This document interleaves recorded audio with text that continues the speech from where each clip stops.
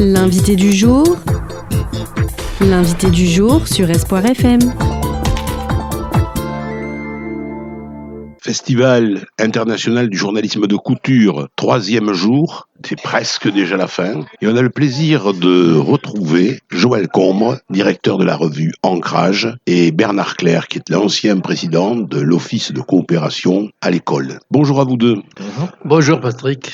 Alors, Joël, c'est une tradition, tous les trimestres paraît un nouveau numéro de la revue Ancrage, cette mémoire des métissages du Sud-Ouest. Et tu es particulièrement attaché à un article qui s'intitule « Les secrets de la princesse Nguyen ». Oui, la princesse Nguyen, son histoire nous ramène à l'époque de la colonisation de la France en Asie du Sud-Est. Et la princesse Nguyen, à cette époque-là, était la petite fille de l'empereur Min Nang Mang.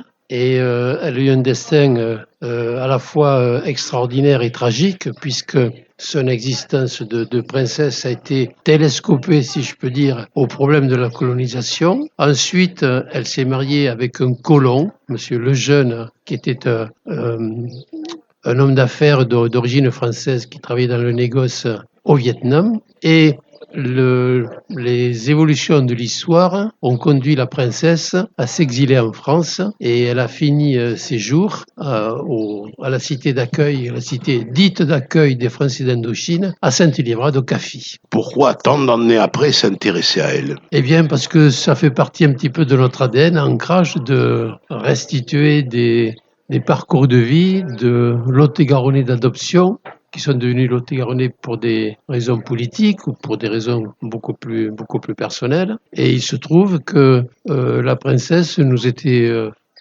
inconnue jusqu'à ce jour. Et c'est par le biais de contacts avec d'autres témoins que nous avons appris l'existence de cette princesse. Et alors de manière assez impromptue, je dirais, c'est en découvrant sa tombe au cimetière de Saint-Étienne à Villeneuve que, indirectement, nous avons été amenés à nous intéresser au sort de cette princesse. Et qu'est-ce qu'elle a de particulier, cette tombe ? Eh bien, elle est, d'une certaine façon, on peut pas parler de carré indo-chinois, mais enfin quand même, au cimetière de Saint-Étienne, il y a un quartier où sont enterrés un certain nombre de personnes qui ont un lien avec l'Indochine, et notamment une famille qui a été à l'origine de la création des pagodes qui existent à la Spietat, à Villeneuve et aussi à Sainte-Livrade. Donc c'est un petit peu le carré indo-chinois, je dirais, du cimetière bien français de Saint-Étienne à Villeneuve-sur-Lot. Alors c'est vrai qu'on est très attaché, en particulier à Sainte-Livrade, sur ce CAFI, le centre d'accueil des Français d'Indochine, parce qu'il regorge d'histoires tout à fait singulières. Oui, le CAFI, ce qu'on appelait la cité d'accueil des Français d'Indochine, c'est une des composantes importantes de l'ex-poudrerie nationale de Sainte-Livrade qui comportait plusieurs sites. Il y avait le CAFI donc à Sainte-Livrade, mais il y avait aussi 2 camps de la même nature qui se trouvaient à Casseneuil, à la Gloudoune et au quartier de Sauveau. Il y en avait un aussi à Bias, au quartier Paloumette, et également à Villeneuve-sur-Lot, qui aujourd'hui a totalement disparu. Il a été englouti par la rocade sud de la Bastide de Villeneuvoise. Alors, un mot sur cette poudrerie, parce que beaucoup de personnes en ignorent l'existence. C'est exact. C'est un des monuments historiques parmi les plus importants du département, mais qui est totalement méconnu. Et c'est égal, parce que quand on circule aujourd'hui sur les sites de cette poudrerie, on voit progressivement la végétation reprendre le dessus sur des bâtiments qui disparaissent progressivement, mais qui sont encore alors ce sont des vestiges, il y a beaucoup de ruines, mais aussi d'anciens bâtiments qui faisaient office d'ateliers de fabrique de la poudrerie, qui ont été transformés en logements d'habitation. Et donc ça reste quand même, pour l'histoire de ce département, de mon modeste point de vue, un aspect très important de notre histoire, et pas seulement par le site lui-même de la poudrerie, mais aussi par le biais de toutes les populations que les baraquements du site ont accueillis après après la Seconde Guerre mondiale jusqu'aux années 70, puisque parmi les derniers résidents figurent les Harkis, les Algériens venus en France, à Bias, au moment de l'indépendance de l'Algérie. Tu connaissais, Bernard, l'existence de cette poudrerie? Oui, mais je pensais qu'il y avait que la poudrerie de Bergerac. C'était associé à la... Oui, c'était la poudrerie de Bergerac. La poudrerie de Villeneuve était partenaire de la poudrerie de Bergerac. D'accord. Ouais. Et donc, c'est une poudrerie. C'était Pétain, je crois, qui avait lancé l'idée de construire cette poudrerie. Bien avant, elle a été conçue dans les années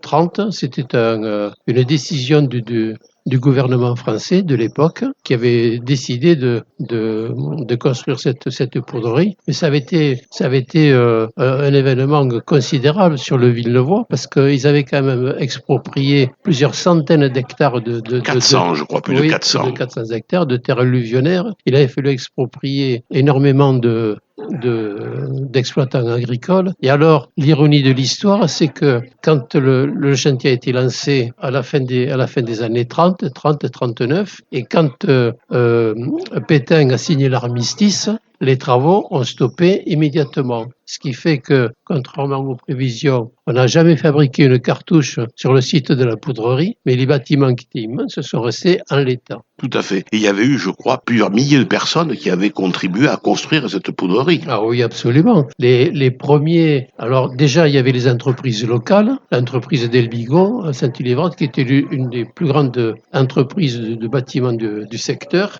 a participé avec d'autres artisans du coin à son élaboration. Il y a eu ensuite donc des ouvriers du coin qui ont travaillé à sa construction. Il y a eu aussi, à partir de février 1939, les républicains espagnols qui ont participé à ces travaux également. Donc ça a été vraiment quelque chose de très très important. Et un des aspects, j'allais dire plus surprenant, c'est peut-être pas le terme approprié, enfin c'était quand même assez surréaliste comme situation, c'est qu'à la fin de la guerre, après avoir exproprié les paysans qui travaillaient sur ces terres, la poudrerie n'ayant plus d'objets, les terres ont été redistribuées, remises en culture, comme elles le sont devenues depuis dans le secteur. Oui. Mais les bâtiments sont restés sur place. Et puis, les personnes qui y ont travaillé aussi. Il y avait des personnes du CAFI, il y avait, tu l'as signalé, des Harkis. Alors, les personnes du CAFI sont arrivées après. Oui. Ils sont arrivés en 1956. Donc, la poudrerie, elle était déjà bien... Ce sont les Espagnols qui ont surtout travaillé à la construction en 1939 et 1940. Donc, c'est une histoire qui est quand même douloureuse, qui est méconnue, oui.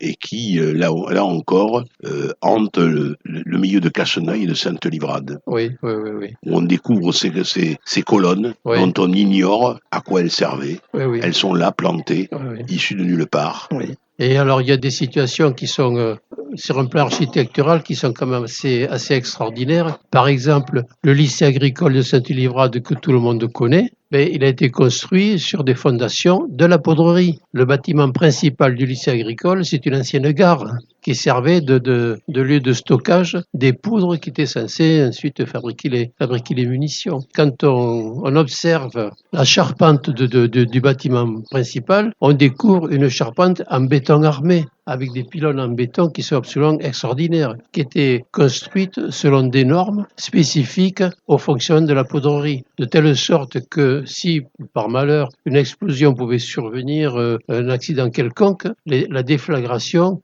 se fasse de telle façon que ça ne mette pas en péril les bâtiments connexes. C'est quand même une architecture assez extraordinaire. Quand on voit la charpente en béton du lycée actuellement, parce qu'on peut la découvrir, ça laisse quand même sans voix, je dirais. Alors pour en savoir plus, bien sûr, il faut se référer au numéro d'ancrage. Régulièrement, vous revenez sur ce travail, sur cette poudrerie, et puis aussi les raconteurs de pays. Oui, alors absolument. Là, on a travaillé récemment avec le raconteur de Gérard Filleul. Avec Gérard Filleul, le raconteur de pays de Casseneuil, qui lui organise régulièrement des visites des sites de la poudrerie. Et à Ancrage, nous avons un projet d'éditer, je pense à la fin de l'année, un nouveau hors-série spécifique aux différents sites de la poudrerie. Oui, c'est une histoire que tout le monde doit connaître. Voilà une dépense d'argent public colossale et surtout vraiment une désolation humaine, j'allais dire. Absolument, parce que quand l'expropriation est arrivée, on était en 1940, les exploitations, pour l'essentiel, elles étaient tenues par des épouses, par des femmes de l'exploitation. Leur mari était prisonnier ou était engagé sur le front. Donc elles ont reçu une lettre leur disant que dans 6 mois, il fallait qu'elles débarrassent les lieux. Ça a suscité un désarroi énorme dans nos campagnes à ce moment-là. Et puis, en même temps, des campagnes désolées, comme tu viens de le dire, et puis 400 hectares qui ont été redistribués. Ça n'a pas été sans mal et sans souffrance. Exactement. Donc, référez-vous à ce numéro Ancrage, c'est véritablement la mémoire, une mémoire des métissages du Sud-Ouest. Il faut faire reconnaître cette revue un petit peu partout. Alors, je sais qu'à Casseneuil, à Villeneuve, nos bureaux de tabac font un effort extraordinaire pour essayer de la faire connaître. On ne la connaît pas assez, elle existe depuis combien de temps, Joël ?